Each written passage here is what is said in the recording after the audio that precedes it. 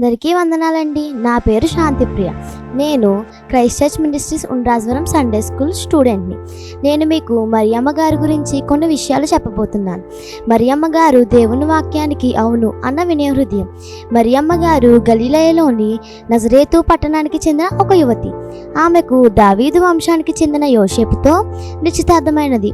ఒకరోజు దేవదూత గాబ్రియేలు ఆమెకు ప్రత్యక్షమై పలికిన మాట, శుభముగాక, కృప పొందిన దానివైతివి.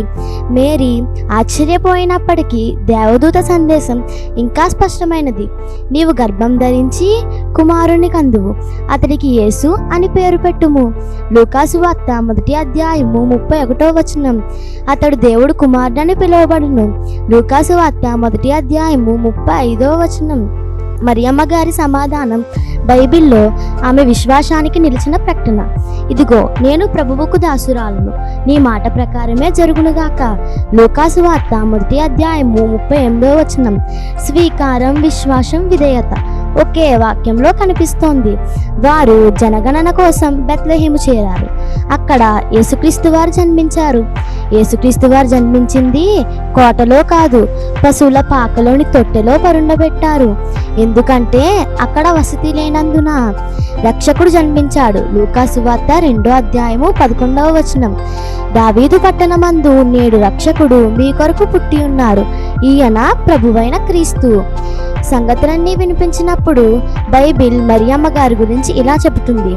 మరియమ్మ గారు ఈ మాటలను తన హృదయంలో దాచుకొని ఆలోచించెను. ఇది మాట్లాడే విశ్వాసం కాదు, జ్ఞానించే విశ్వాసం. కాలం గడిచింది. యేసు మొదటి అద్భుత కానా వివాహ వేడుకలో కూడా మరియమ్మ గారు ఉన్నారు. అక్కడే ఆమె చెప్పిన వాక్యం ఆమె పూర్తి పాత్రను సూచిస్తుంది. అతడు చెప్పినది చేయడి. మేరీ ఆమెను చూపలేదు, క్రీస్తును చూపింది. శిలువపై క్రీస్తు ఉన్న రోజును కూడా. క్రీస్తు శిలువ పాదాల దగ్గర మేరీ నిలిచింది. అప్పుడు క్రీస్తు అన్న మాట, ఇదిగో నీ తల్లి అని యోహానుకు తన తల్లిని అప్పగించాడు. ఆమె తల్లిదనం జననమప్పుడే కాదు, అంతిమ క్షణంలో కూడా కొనసాగింది.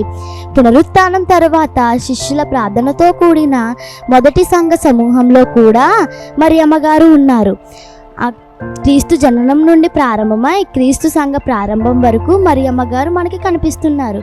చివరిగా దేవుని వాక్యాన్ని విశ్వసించి అంగీకరించి వినయంతో ఉన్న తల్లిగా మరియమ్మ గారు నిలిచారు.